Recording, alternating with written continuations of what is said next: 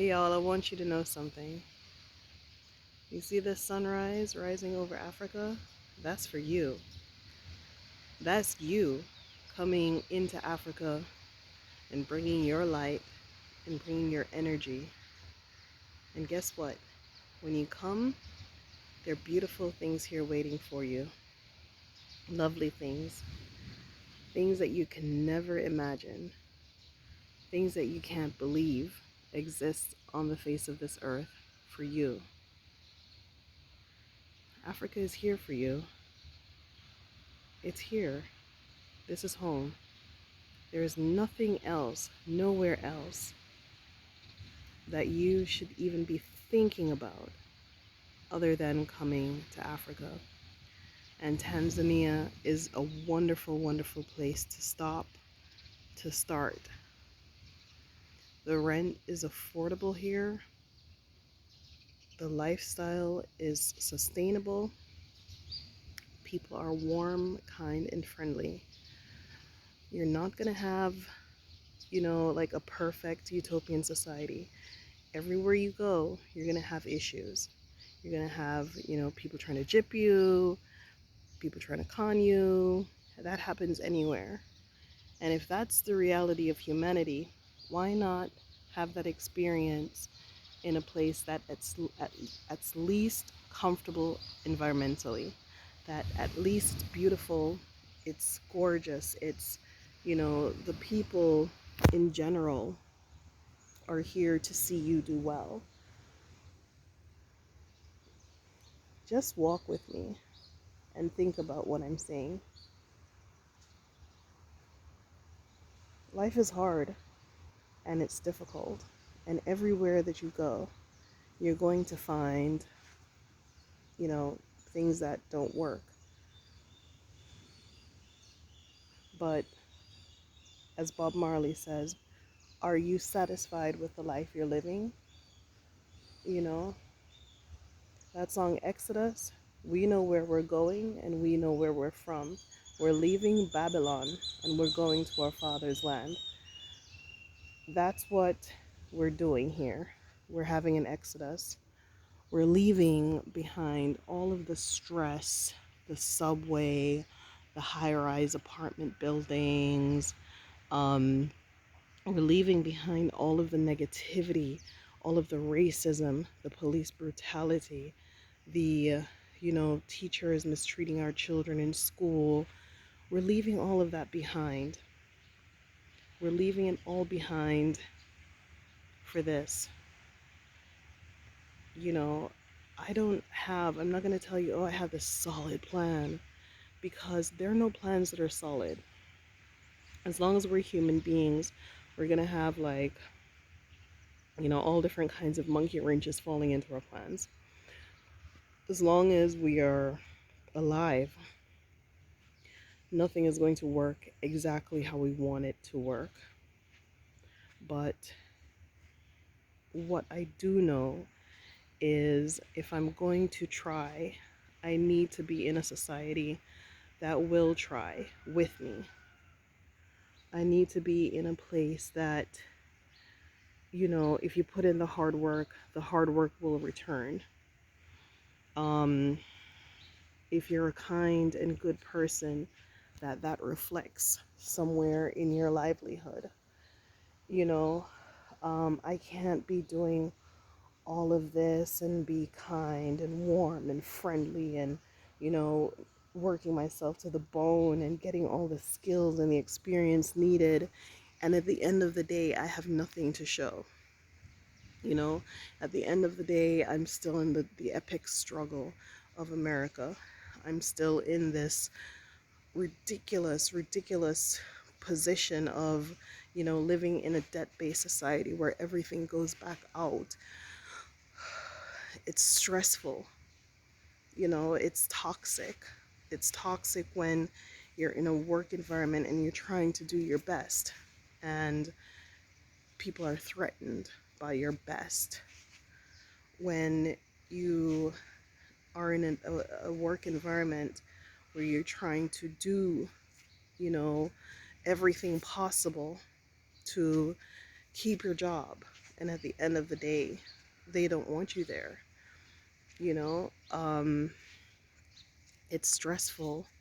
It's stressful, putting in all of the work and getting out nothing, you know, having the skills and the experience and the background and not being paid what you're worth. These are my experiences in America as a woman of color. Um, you know, I'm not an African American, but everything that speaks to the African American struggle is mine. You know, um, having your black male relatives leave the house and you don't know if that's the last time you're going to see them. Having people being chased by the police into their houses and being shot in their bathtubs. Who needs that? You know, there is a sentiment that people leaving and going to Africa, they're copping out. They're not copping out, they're copping in. They're copping into better, they're copping into a lifestyle that reflects them, you know.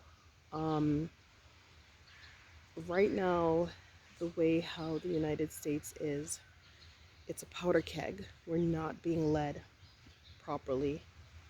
The country is on its descent into where I don't know, but I do not have confidence that we're going to bounce out of that quickly. And I've put in my time. I worked hard. I paid my taxes. I did everything I was supposed to do. I went to school. I got the degrees. I did everything I was supposed to do. And at the end of the day, you're just living like a third-class citizen in a country that says it's a first-class country, but it really isn't. It's an apartheid country. Um, in every aspect of life, from school to the workplace to where you live, it's apartheid, you know? And for what it is, it's not worth the emotional stress, the hypertension, the diabetes, it's not worth it. It's not worth it. It really isn't. You deserve so much better. You deserve this. You deserve this, Africa. You deserve these palm trees. This is for you. You deserve this, right? You deserve this sand. You've earned it. You've earned your place. When the sun rises on this planet, on the African continent, it's rising for you. It's rising for you to know your place. There's nothing wrong with leaving America and accepting it for what it is, okay? It's like being in a relationship with an abusive person, man or woman or whatever. You realize that this isn't going very well. They keep telling you that they love you and, oh, please, I love you so much. And bam, they do something else to you. Unexpected. So if you've ever had to flee an abusive relationship, if you've ever had to flee a bad marriage, if you've ever had to flee from bad people, if you've ever had to run, that instinct is called flight.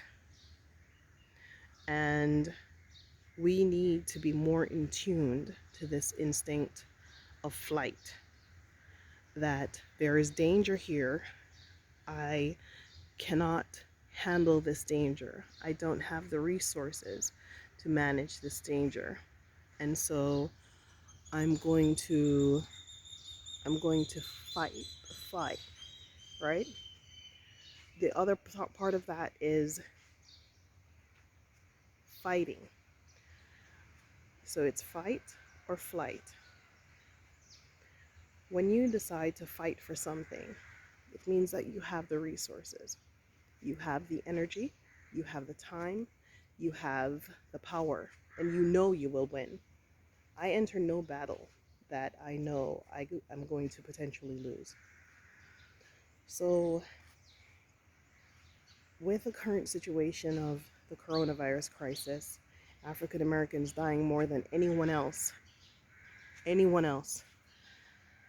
we don't have the power to fight. We don't have the health to fight. We don't have the psychological, anything that you need to fight, to put up a good fight. We ain't got it. We don't have the houses. We don't have the wealth. We are outmanned, outmoneyed, outgunned, out everything. We don't have that to fight. But what we do have is the ability to fly. And I have to say this, if I don't say it again,